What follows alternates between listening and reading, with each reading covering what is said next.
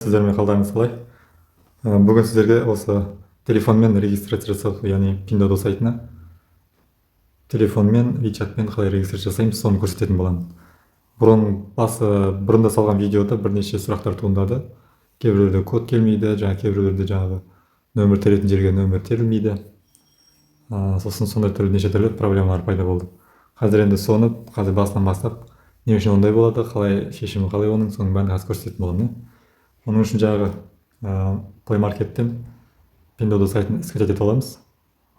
Pinduoduo деп жазсаңыз, осындай болып шығады. Осыны басамыз. Установить деп басамыз. Установка болып жатыр. Открыть деп басамыз. Осындай шығады. Жасылды басамыз. Мына жерде сұрайды, WeChatпен қараңыздар. WeChatпен кіресіз бе, әлде мына жерде басқа способтар бар кіретін деп сұрап жатыр да. Егер сізде WeChat аккаунт болса, яғни WeChatыңыз болса телефонда, осы кнопканы басып, мынаны басып кіріп кете бересіз, ары қарай қолдана бересіз. Ал енді WeChat жоқ болса, онда мына астындағы мына кнопканы басамыз. Қытайша жазылып тұрған, осыны басасыздар, яғни телефонмен кіруді. iPhone-да болса, iPhone-да сәл басқаша, яғни осындайды бассаңыздар, мына жақтан телефонмен кіру, QQ-мен кіру және басқа деп тұрады. Қазір енді біз WeChatпен емес, телефонмен кіріп көреміз. Өйткені WeChatпен кірген кезде ондай ешқандай проблема болмайды. Басасыздар, арай автоматты түрде WeChatқа кіріп кетеді. WeChatпен кіріп кетеді Pinduoduoға. Сондықтан қазір біз телефонмен кіру дегенді басамыз. Мынаны басамыз. Мына көрдіңіздер, міне сіздерде көпшілік адамдарда міне осындай мына жерде нөмір тер деп шығады да. Бірақ мына жерде мемлекеттердің кодтары шықпайды. Мысалы, Қытайдікі +86 болса, сол +86 деп мына жерден шықпай тұрады мына жерден. Ондай жағдайда не істейміз? Ондай жағдайда телефонды бір өшіріп қайтадан қосу керек болады. Содан кейін осы жерден шығатын болады. Қазір мен қайтадан артқа қайтамыз. Артқа қайтамын да. Сосын қазір приложениені полный шығып кетейін, приложениеден. Шығып кетеміз. Сосын қайтадан кіреміз. Қайтадан кіреміз. Көрдіңіздер, осылай шығып тұр. Енді қазір мынаны басамыз.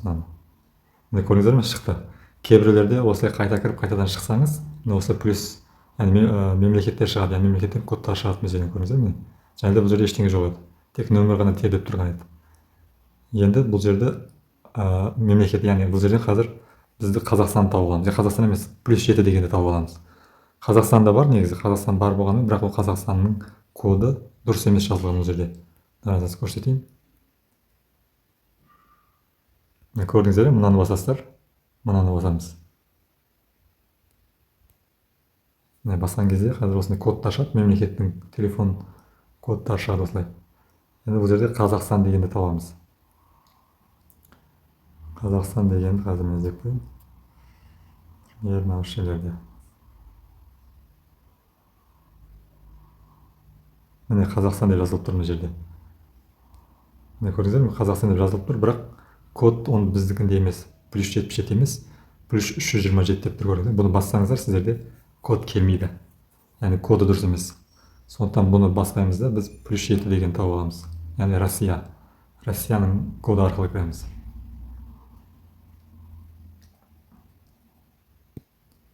+7 қайда еді? Міне. Осы белгілейміз. Болды, енді мына жерге телефон нөмірді жазамыз. Тіркелейін деп жатқан телефон нөмірді жазамыз.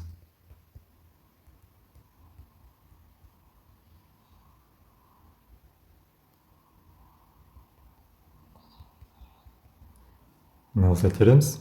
Мына қызыл кнопканы басамыз. Міне. Енді осы жерде секунд санап жатыр, көрдіңіздер? Мына жерде секунд санап жатыр. Мына үшін маған код келді. Копировать етіп аламыз.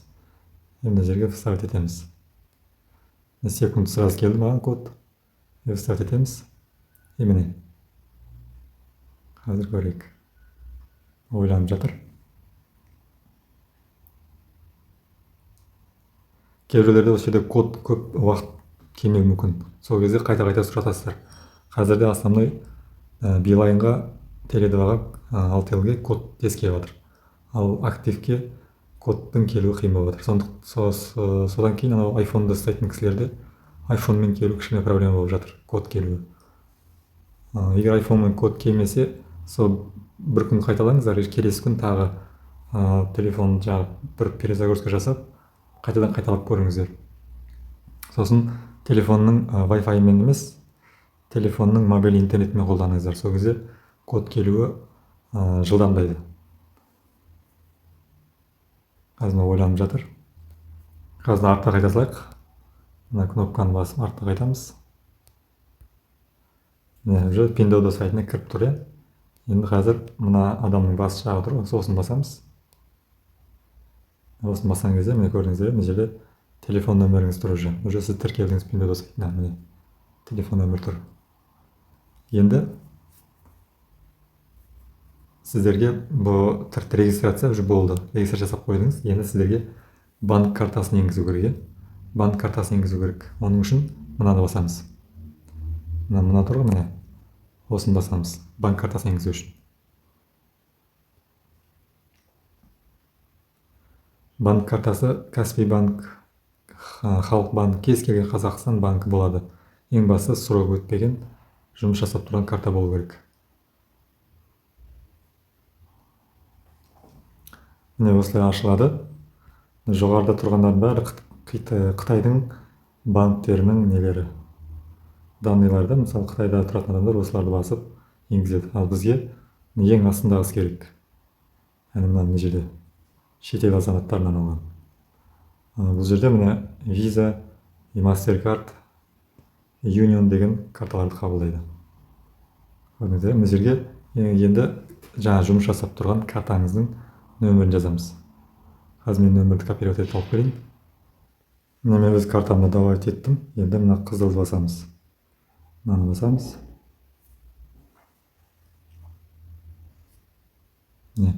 Картаның ең соңғы нөмірі шықты. Енді мына жерге аты жөнімізді жазамыз. Сосын мына жерге срогын жазамыз.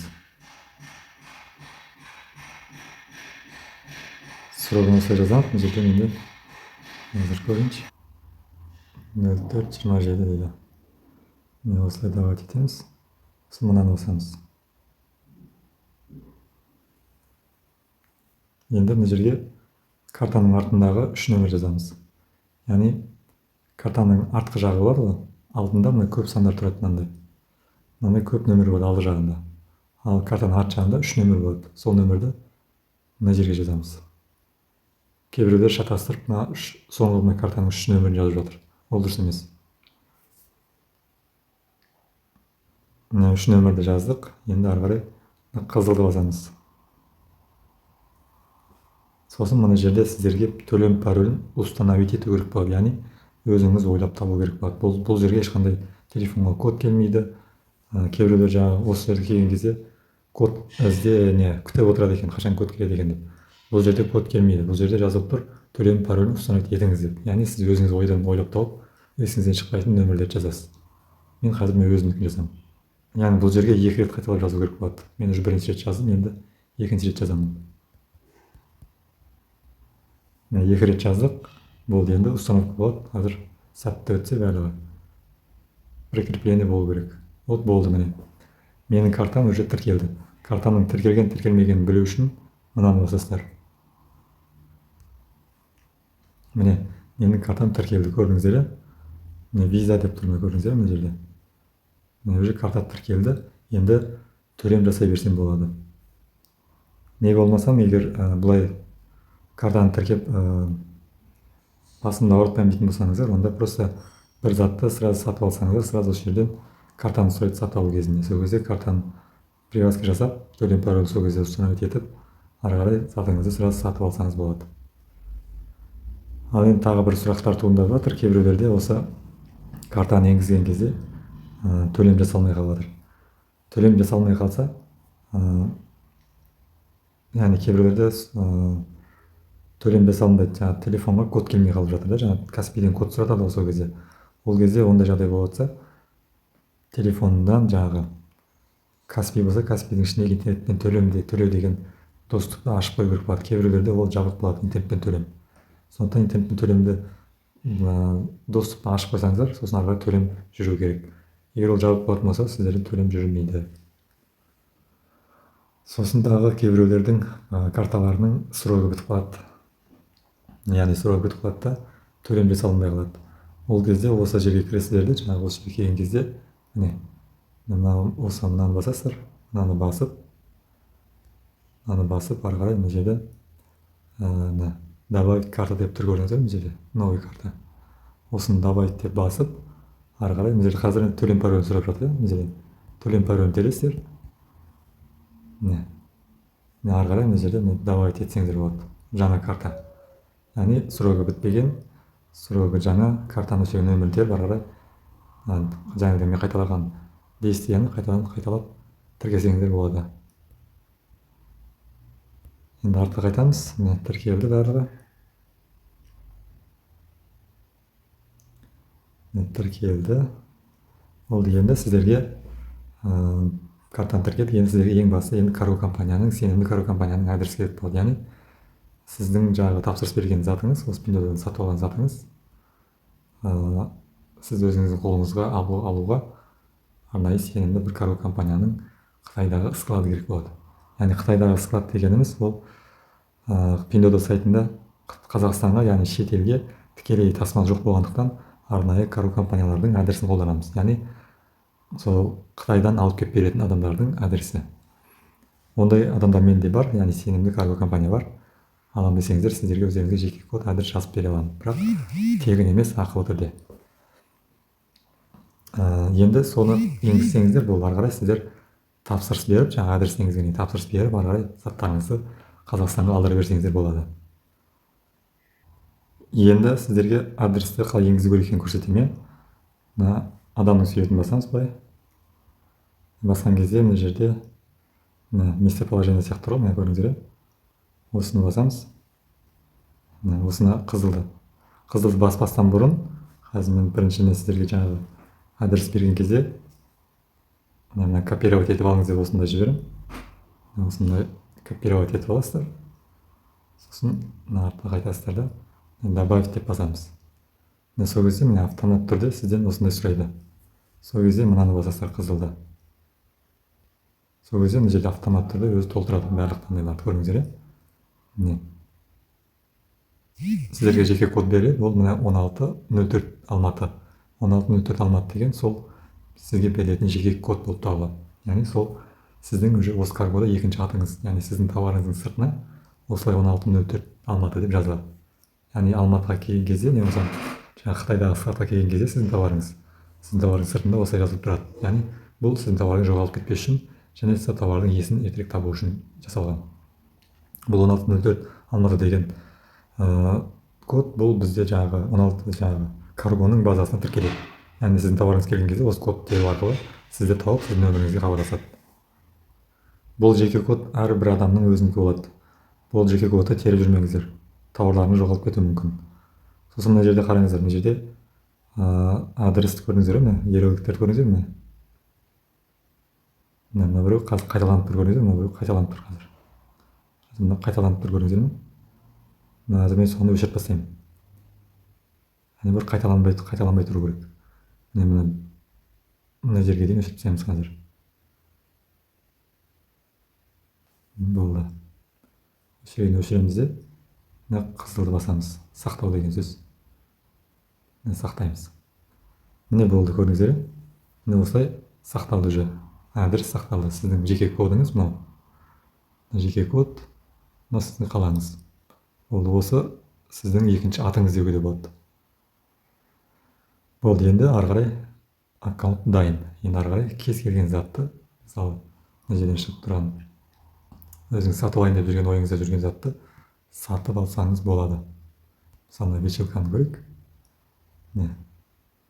Сосын кейбіреулер сұрақ қояды, мына жерде қайсысы дұрыс бағасы деп. Мына жерде қараңыздар, мына жерде екі баға тұр, мына жерде 0,72 деп тұр, мына жерде 10-9 юань деп тұр. Қайсысы нақты бағасы қайсы деп сұрайды көпшілігі. Оның нақты бағасын қайдан білесіздер? Бірінші мынаны басамыз. Міне 72-ні басамыз. Міне басқан кезде сіз таңдайсыз. Мына жерде түрлері тұр, мына жерде мысалы 25 дегенді таңдаймыз мынаны. Сосын астындағыларға қараңыздар. Неше түрлері бәрінде. сосын таңдағаннан кейін мына қызыл кнопканы басамыз. Қызыл кнопканы басқанда міне көрдіңіздер, жоғарыда мына адресіңіз тұр сіздің. Мына адресті тексере аласыздар. Осы адреске келеді осы зат тапсырыс беретін кезде. Сосын төлем түрі тұр мына жерде. Міне көрдіңіздер, міне 1, 2, 3, 4. Мынаны бассаңыздар тағы шыға аласыздар. Міне көрдіңіздер. Бізге қазір визамен төлеу ғана керек. Яғни виза деген мына Pinduoduo сайтының өзінің шығарған төлем системасы мынау. Осыны мынаны баса дейміз. Мынаны басамыз. Жүрекше тұр ғой сол. Мынаны басамыз. Міне көрдіңіздер, галочка осы жерге ауысты. Міне көрдіңіздер. Болды, яғни осымен төленеді деген сөз. Міне осыны басамыз да, сосын мына қызылды басамыз. Қызылды басқан кезде мына жерден қазір сізден төлем паролін сұрайды. Төлем паролін сұрайды, көрдіңіздер. Мына жерде сосын 3% комиссиясы бар. Яғни 3% комиссия деген сөз ол банктың қызмет ақысы қолданған үшін. Осы жерде толық бағасы шығады. Яғни сіз толық бағасы қанша болады деп көпшілік сұрайды. Толық бағасын білу үшін комиссиясымен қосқан кездегі осы төлем паролін теретін жерге дейін алып келесіз да, соны басып көресіз. Сол кезде осы жерде толық бағасы шығады. Толық бағасын осы жерден біліп аласыз. Егер сатып алатын болсаңыз, арға төлем паролін енгізіп сатып ала бересіз. Егер жоқ сатып алмайтын болсаңыз, просто мына решетканы басып артқа шығып кетесіз. Міне болды. Сөйтіп толық бағасын солай білесіздер товардың. Бұл жерде не үшін олай 0.72 деп тұрады, өйткені бұлар клиент шақыру, яғни бір кішкене ручкасын қойып қояды. Мысалы мына ілгіштің, мына жоғарыдағы ілгіштің бір кусогын қойып қояды да, соның бағасын 0.72 юань деп қояды. Адамдар көпшілігі ол арзан екен деп жаңағы осы магазинге кіреді. Сол кезде адам шақыру үшін ғой, бұл маркетинг. Ал бұл жерде бағасы, таза бағасы жаңағы мен айтқандай біле аласыздар. Так, адрес енгіздік, бәрі жаңағы картаны тіркедік, болды, қарай заказ бере берсеңіздер болады. Сол достар, тағы қандай сұрақтар туындауы мүмкін еді. Сосын мына жерде адам жанын басын басқан кезде, мына жерде көрдіңіздер, мына жерде төленбеген товарлар тұр, көрдіңіздер, 1 деп тұр. Ал мына жерде төленген товарлар тұрады. Ал мына жерде сол төленген товарлар уже упаковкаға дайындап жатыр деген сөз. Яғни бұл жерде 48 сағат уақыт беріледі. Мына жаққа өткенге дейін. Сіз бүгін сатып алдыңыз да, сатып алсаңыз, сразу мына жерге ауысады ол. Сол ауысқаннан кейін 48 сағаттың ішінде мынаған ауысу керек, КамАЗға. Яғни бұл жерге ауысу деген сөз, осы КамАЗға қарай ауысу деген сөз, ол сіздің товарыңызды упаковка жасап, Қытайдағы складқа жіберді деген сөз. Ал бұл жерге ауыспаса, мына жерде 48 сағат бойы тұра беретін болса, онда продавецке жазасыздар. Менің товарымды қашан жібересіздер деп. Егер продавец ешқандай ответ жазбаса, онда товарды отмена, яғни возврат жасайсыздар. Яғни осы жерде тұрған кезде. Егер жаңағы сатушы жазып бүгін жібереміз дейтін болса, онда күте тұрасыз мына КамАЗға ауысқанын. КамАЗға ауысқаннан кейін сіздің товарыңыз уже трек коды шығатын болады. Яғни сол трек номерді скопировать етіп алып, Карго компанияның трек сайтына енгізесіздер. Яғни складқа келген, келмеген сол сайттан тексеріп отырасыз. Мына КамАЗдың суретіне ауысқаннан кейін сіздің товарыңыз жолға шықты, складқа қарай жолға шықты деген сөз. Тағы не айту керек бұл жерде? Сол басқа ештеңе жоқ сияқты. Сұрақтар болып жатса, осы менің WhatsApp нөмірім. Сол WhatsApp нөмірге хабарласыңыздар. Тағы не? Жаңағы Карго компанияның адресі керек болатын болса, және өзіңізге жеке код, адрес алып жазып беремін, сонымен енгізіп жаңағыдай. Сосын Pinduoduo сайтынан тапсырыс бере берсеңіздер болады. Сосын қазір ең ыңғайлысы осы Pinduoduo сайты болып қалды. Баға жағынан салыстырғанда Taobaoдан әлде қайда арзан. Сосын 16.8-ден сәл ғана қымбат болмаса, былайша Pinduoduo сайты қазір ең ыңғайлы болған сайт. Яғни бұл жерге ешқандай Alipay тіркемейсіз, Instagram паспорт демейсіз, жаңағы ТБ логин шықпай қалды, не болмасам жаңағы блокқа кетіп жатыр деген ондай проблема жоқ пока что. Сондықтан қазір ең тиімдісі осы Pinduoduo сайты болып қалды. Бұл жерден де оптым алып жаңағы алдырсаңыздар болады. Штуктапты алдырсаңыздар болады. Қазір көпшілігі осы Pinduoduo сайтынан өздеріне үйлеріне керекті заттарын бәрін осы сайттан алдырып жатыр. Өйткені Қазақстандағы бағасынан салыстырған кезде бірнеше есе арзан Pinduoduo сайтында. Яғни бірнеше рет тиімді сатып алу. Сондықтан осы сайтты қолданып жатыр. Көпшілік адамдар сенбейді. сенбегендіктен жаңағы мені WhatsAppқа жазады, сіз мені алдап кетпейсіз ба, жаңағы товарыңыз шынымен келе ме, Қазақстанға жетіп келе ме, келмей ме деп көпшілігі жаңағы ойланады. Мен өзім осы Pinduoduo сайтын өтірік болмасын, жарты жыл болды қолданып жатқаныма. Ешқандай товарым қалып қойып, жоғалып кету, ондай ештеңе болған жоқ. Ең бастысы, сіз товарды таңдайтын кезде өзіңізге уверен болып, жаңағы таңдауыңыз керек. Яғни сіздің товарыңыздың качествосы барлығы сіздің мойныңызда. Оны жаңағы карго компания ол өздерінің мойнына алмайды. Өйткені олар тек қана доставкамен ғана айналысады. Яғни сіз сатып алғаннан кейін сіз өзіңіз тексересіз, отзывтарын қарайсыз, сатып алатын товардың отзывтарын тексересіз, қандай екенін, сапасын, фотосын, видеосын тексересіз. Сосын сіз өзіңізге уверен болғаннан кейін барып сатып аласыз. Яғни оның бәрі сіздің мойныңызда, оның сапасы барлығы.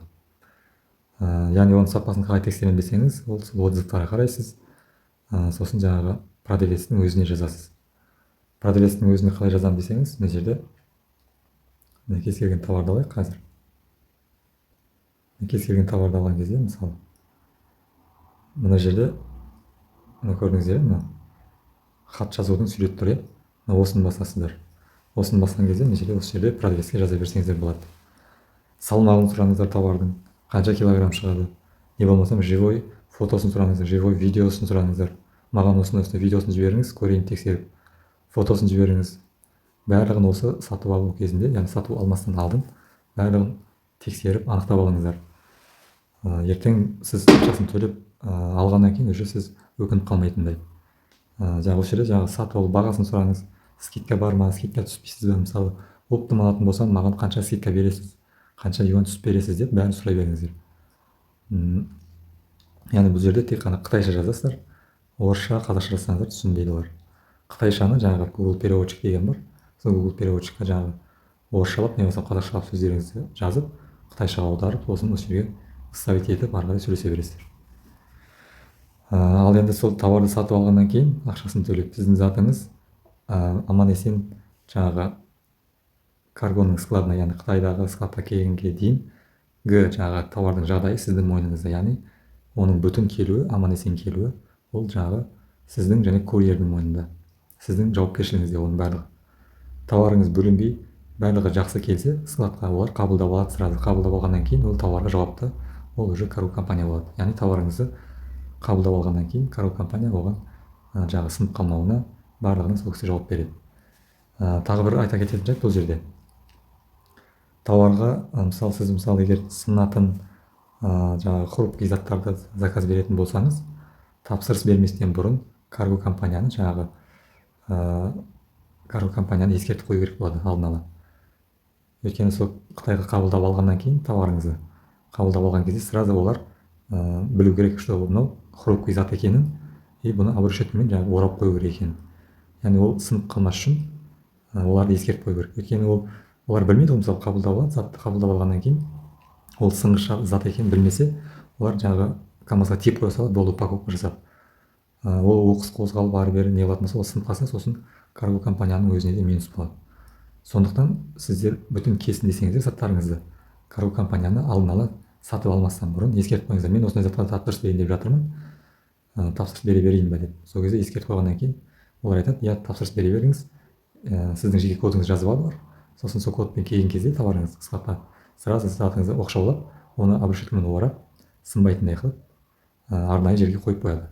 Сосын оны тасымалдау кезінде қауіпсіз жерге қойып тасымалдайтын болады. Ал сіздер оны ескертпейтін болсаңыздар, ол зат сынып қалса жолда, ол карго компанияға да минус, сіз өзіңізге де минус. Сондықтан оның бәрін ескергеніңіз дұрыс болады. Солай, енді тағы не айтамыз? Сосын тағы бір сұрақ, товарды оптом алуға бола ма дейді. Pinduoduo сайтында тек корзина арқылы ғана бірнеше товарға төлем жасауға болады. Ал оптом көп зат аламын дейтін болсаңыз, тікелей осы жаңағы мына жерге жазып, продавецпен сөйлесіңіз. Яғни оның WeChat нөмірін алып алыңыз да, WeChat-нан жазып, жаңағы 103-тік зат алайын деп едім деп, ол кісімен тікелей жаңағы оптом аламын деп сөйлессеңіз болады. Яғни оптом алып, осы WeChat арқылы сөйлесіп, не болсам, тікелей осы жермен де сөйлессеңіз болады, осы Pinduoduo арқылы. Осынша зат сатып алайын деп едім, қалай алсам болады деп. Сосын олар айтады, WeChat арқылы болса WeChat арқылы, не болмаса осы жерден сайт арқылы алуға болады деп айтады. яғни оптым дегенде бірнеше затты сіздің мысалы осы жерге мысалы адрес жібересіз, жаңағы копировать етіп алдық қой жаңағы адресті, сол складтың адресін осы жерге жібересіз. Жібергеннен кейін олар сіз товардың санын айтасыз, қанша штук екенін. Мысалы 100 штук болса, сол 100 штук керек деп айтасыз. Сосын сол адреске сізге 100 штук упаковка жасап дайындайды. Сосын дайындағаннан кейін сіз оған жаңа оплатасын жасайсыз, 100 штук оплатасын. Оны оплатасын Alipay арқылы, не болмаса осы жерде осы Pinduoduo сайтында оплата другом деген бар. Оплата другом дегенмен төлеп, яғни кейбіреулердің жаңағы Alipay болса, Alipayге жаңағы ақша аударып, сол жерден жаңағы оптым көп ақшамен төлеуге болады. Сол жаңағы оптым сатып алмайтындарға солай сатып алсаңыздар болады. Сосын кейбіреулер сұрайды, мынау товарды заказ берген кезде барлығы бөлек-бөлек келе ма, бірге жиналып келе ма деп сұрайды. Товарыңыз енді сіздің магазиндерден алған кезде бір магазиннен бір күнде бір уақытта барлығына төлем жасап сатып алсаңыз, онда сол магазиннің заттары бір күнде складқа келеді. Бір күнде складқа келгеннен кейін бір күнде сіздің заттарыңызды Алматыға жібереді. Сонымен заттарыңыз бір күнде келуі мүмкін сол кезде.